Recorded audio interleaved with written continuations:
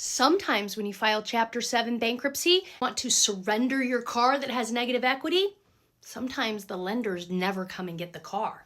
What do you do then? My name's Adrienne Hines. I'm a bankruptcy lawyer in Northwest Ohio, and I take away shame and embarrassment from the discussion of debt.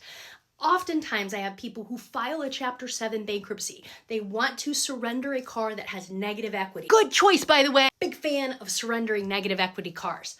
Decide you're going to surrender your negative equity car, nobody comes to get it. I have a very controversial video that got almost 1 million views about people wanting to push back with me on this. I'm going to give you 7 suggestions, and you're going to just have to kind of take a risk on some of these and figure out what you want to do. First and foremost, I strongly advise that you drive the vehicle until it dies. You're going to be driving something for free. Option number 2, call up your lender and tell them you're going to part the car out. You're going to take its parts out and sell them if they don't come and get your car. Now, I'm going to advise you here not to part out your car. You want to threaten to try to get them to come and get it. Option number 3, tell the creditor you're going to leave it in their parking lot and walk the keys in and ask for a manager and hand them to the manager. Now, this is risky because if they don't accept your vehicle, they can have it towed and then you're responsible for the towing. Number 4, you can offer to sell the car and split the proceeds with them. Sometimes they'll release the title in that situation.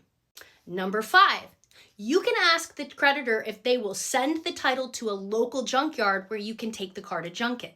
Number 6, some courts around the United States have actually ruled that if the creditor doesn't come and get your vehicle in a certain amount of time, that they've abandoned it and it's yours anyway.